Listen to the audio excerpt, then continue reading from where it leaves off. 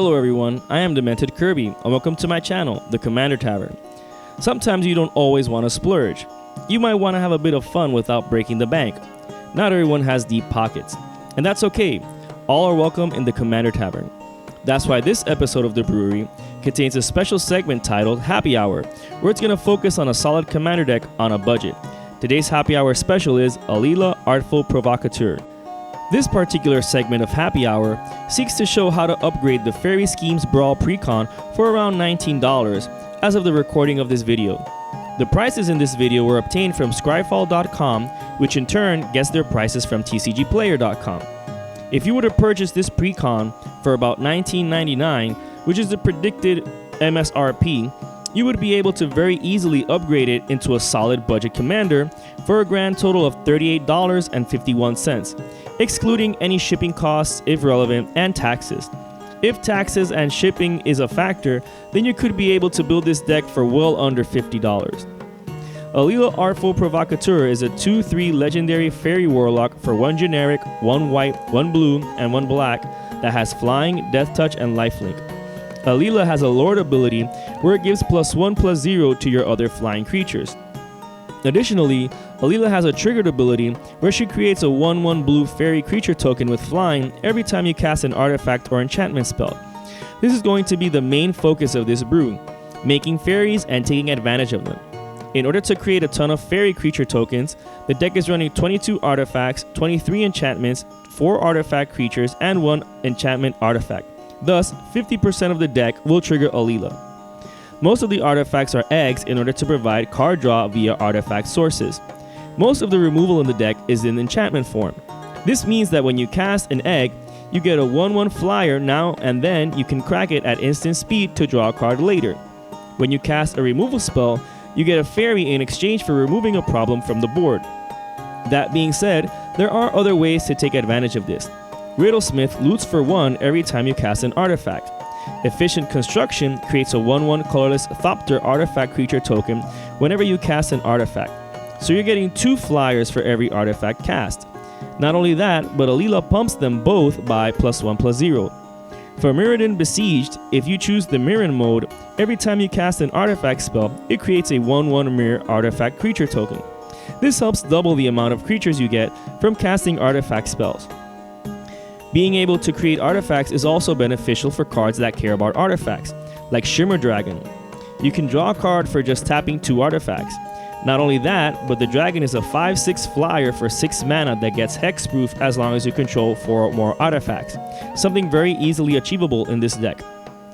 Now, I've mentioned that the draw comes in the form of artifacts. Those artifacts are eggs. They're cheap to cast, and you can have them on the board until you need to crack them at instant speed to draw a card.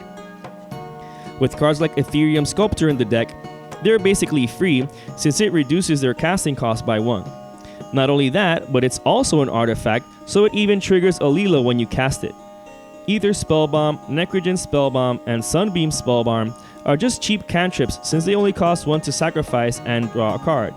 Not only that, but since they don't need to tap to activate, you can tap them with Shimmer Dragon to draw cards before you sacrifice them for value. Implement of Improvement, Nihil Spellbomb, and Card Drawer's Bauble are similar to those previous cards, but do something besides drawing a card. Implement of Improvement gives you 2 life, Nihil Spellbomb exiles a graveyard, and Conjurer's Bauble can recover a card from your graveyard to the bottom of your library. Scrabbling Claws can be used multiple times in a match, since you could tap it to exile a card from a graveyard.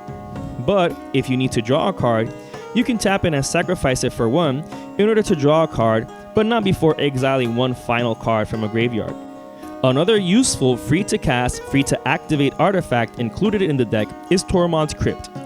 Although not an egg in the same sense as all of the cards I've mentioned and will be mentioning, it costs 0 to cast, so even if no one's running graveyard strategies, you still trigger Alela and other cards for just 0 mana. Now, Chromatic Sphere, Darkwater Egg, Skycloud Egg, and Terrarian are eggs. Cracking them nets you a card. However, they're technically free to activate because you recover the mana you spent to activate them in order to use on something else. Traveler's Amulet and Wanderer's Twig are eggs that search your library for a basic land card to put in your hand. So they're similar to the other eggs, but instead of drawing a card from the top of your library, you're essentially drawing a land. Another cheap way to draw cards is with Sunset Pyramid. Although not an egg, Sunset Pyramid can draw you a card for just 2 mana and tapping. After you've done this ability 3 times, you can pay 2 to scry 1, which still makes it useful. Mind Stone is a mana rock, so you may not want to sacrifice it for a draw, but in case of emergencies or when mana flooded, it's still good to know that it can provide a cantrip in a pinch. On the topic of mana rocks, Arcane Signet and Heraldic Banner are included in the precon, so we have that going for us. Arcane Signet taps for white, blue, or black, and it only costs 2 mana to cast and enters the battlefield untapped. Heraldic Banner costs 3, but it can pump creatures of a chosen color as well as tap for 1 mana of that color. In this particular deck, blue would be the ideal color to choose since all the fairy tokens are blue. Other cheap mana rocks to include are Fractured Power Stone, Prismatic Lens, and Talisman of Hierarchy. Fractured Power Stone is pretty much only relevant when playing Plane Chase, but at least it gives 1 colorless mana for a casting cost of just 2 mana and it doesn't enter the battlefield tapped. Prismatic Lens taps for 1 colorless, but if you really need a particular color, it can still provide it by paying 1 generic mana. Talisman of Hierarchy is still relatively cheap due to Modern Horizons still being opened, but the other 2 talismans are over $1 and thus not included for consideration in this deck. In order to take advantage of casting enchantment spells, many similar cards were added. Cards like Mesa Enchantress lets you draw a card for every enchantment you cast. Blightcaster helps remove creatures even if they have indestructible, since it gives a target creature -2/-2 whenever you cast an enchantment spell. Celestial Ancient is a 3/3 flyer for 5 mana that puts a +1/+1 counter on each of your creatures whenever you cast an enchantment spell. Sigil of the Empty Throne creates a 4/4 white angel creature token with flying every time you cast an enchantment. As mentioned earlier, there's 23 enchantments in the deck, but to really take a step further, my brew is running 4 auras that can be bounced back to our hand: Volrath's Curse, Conviction, Shimmering Wings, and Cage of Hands. For each of these auras, you can pay an amount of mana to return them to your hand. You can then later recast them when necessary in order to trigger Alela or any of the other cards in the deck that care about enchantment spells being cast. Frogify is another great enchantment that can be used as creature removal. If an opponent has a huge fatty or a creature with indestructible or any other kind of troublesome attribute, Frogify makes them into a 1/1 frog. Not only that, but if it dies as a 1/1 frog, it won't trigger any death clause if it has it. For example, a Frogified Thragtusk won't create the token when it leaves the battlefield. Okay, so now we have ways of creating a significant amount of fairy creature tokens. So what? We're not running red or green, so we can't give them haste. Well, unless one of them is equipped with a haste granting equipment or aura, and then Audric Lunarch Marshal gives them all haste, but that's way too many hoops to jump through, and it's beyond the budget for the deck. So we take advantage of all these bodies to either have a bunch of chump blockers or a bunch of attackers if they survive until the next turn. However, that's too slow and too reliant on not everyone trying to neutralize your board state. Instead, those 1/1 flyers are used as resources for cards like Thalit Soothsayer. For 2 mana and sacrificing a token, you get to draw a card at instant speed. Mind Slash can have an opponent discard a card at sorcery speed for just 1 black mana and sacrificing a token. Fallen Ideal can significantly pump Alela with its free sacrifice outlet. Not only that, but Fallen Ideal also has the added bonus of returning to your hand if it were to go to the graveyard from the battlefield. Hidden Stockpile can scry 1 for just 1 generic mana and sacrificing a token. Not only that, but its Revolt ability creates a 1/1 servo creature token at the end of your turn. Saphara Sky's Blade is super easy to cast in this deck since you just have to tap down 4 fairies and pay 1 white mana to cast it as an alternate casting cost. Once on the battlefield, Saphara gives indestructible to all of your other flying creatures. If you have no other choice than to wipe the board, Kaya's Wrath will at least give you a lot of life if you had a bunch of fairies in play. Along that same vein, if you have Massacre Girl enter the battlefield with a lot of fairies in play, the negative boon every creature will get will probably be enough to wipe the board, leaving only Massacre Girl in play. If you're worried about having to sacrifice too many things or having too many things die or be destroyed, Elixir of Immortality is included in order to recycle things back into the library. It's also a cheap artifact, so it fits right into the deck. If worst comes to worst, You can also use the creature tokens when casting Paradoxical Outcome. This card is amazing here since it can bounce a whole bunch of permanents that you can later recast in order to once more gain value from them.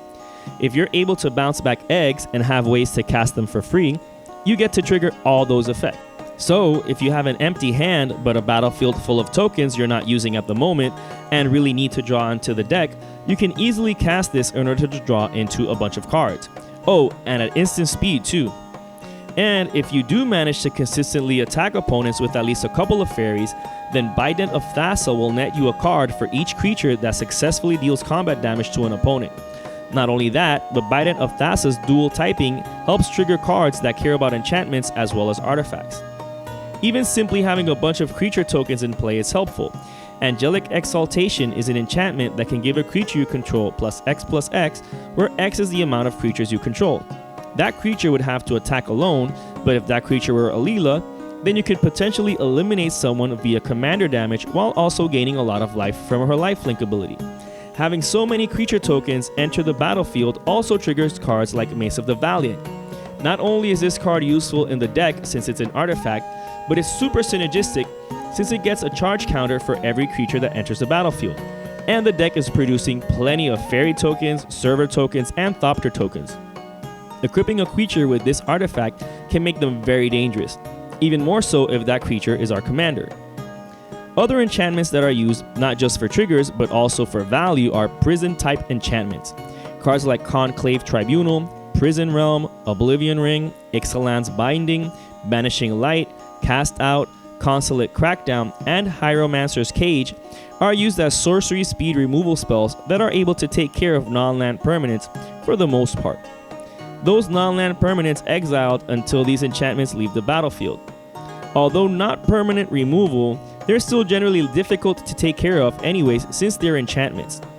Other useful enchantments include Curator's Ward, which is a nice aura since it grants hexproof. Ideally, we want to enchant Alela with this. If she were to somehow die while having it attached, we draw 2 cards. Smothering Tithe is now a staple in EDH decks that won right, and this precon includes it. Not only is Smothering Tithe good in a vacuum, but it's amazing in an Artifacts Matters deck like this, especially since the precon also includes All That Glitters. This aura grants the creature its enchanting +1/+1 for every artifact and enchantment you control.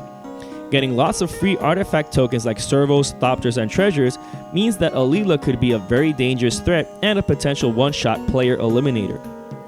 Some other useful cards in the deck that can help a bit with acceleration are Burnished Heart, Wildfield Scarecrow, and Stormscape Familiar.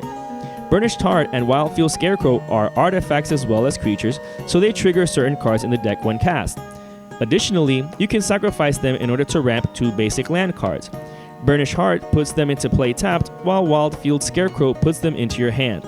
Stormscape Familiar reduces the cost of our white and black spells by 1 generic mana, so it definitely goes a long way in making those spells cheaper, especially the white enchantments that function as removal spells and the enchantments that can be returned to our hand.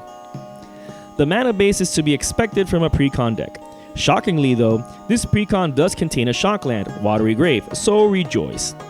There are lots of lands that enter the battlefield tapped, but in a casual and budget setting, I don't think it'll be too detrimental to the deck, especially since most of the spells are really cheap and many of them can eventually be cast for free as well.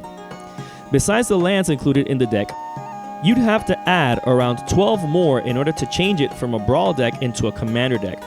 However, I'm going to break down all the changes to the deck, such as which cards to remove and which ones to add. I've removed around 20% of the precon's contents because they're not as impacting in the deck as other additions. This deck is built with the standard card pool after rotation apart from being a precon, so it's not going to necessarily contain the best of cards. But for a potential price of $19.99, it's still a great starting point. So having seen what to remove, here are the cards to add to get a solid and budget commander deck out of the Fairy Schemes Brawl precon. As previously mentioned, these are the prices per exact printing of the card as the recording of this video. This is also assuming obtaining the basic lands for free, which isn't beyond the realm of possibility since some LGSs and players tend to give away any extra basics they have. Either way, you just need to add another basic island and another basic swamp. Any additional costs like shipping, taxes, etc. have been ignored. However, this being an upgrade video for the precon, only the additional cards' prices are being taken into consideration. Considering taxes and any shipping if you purchase online, and if you had to actually buy basic lands, it's still very possible to build this deck for less than $50. Having said all that, it stands that the changes to the deck comes out to a total of $18.52. Assuming a sales price of about $20 for the precon and ignoring any shipping costs and taxes, this budget brew of Alela Artful Provocateur comes out to a final total of $38.51. This brew is just an idea of how to build around Alela Artful Provocateur. Since Alela was spoiled just a couple of days ago, there might be new cards released in Throne of Eldraine that would make this deck even more consistent while still maintaining a tight budget. But as far as previews go, this is definitely a fun commander to build around in a budget pod. If your playgroup is on a tight budget, then this is definitely a great deck with a dash of Swarm, Voltron, and interactions. If that's the case, then I hope I have inspired some of you with this spicy brew. You can find my current deck list for this commander down in the description. I would like to thank all my patrons for supporting me, and a quick shout out to all my higher tier patrons, the brewers, for their patronage. And to everyone, thanks for watching this episode of The Brewery on the Commander Tavern. I am Demented Kirby, and happy brewing.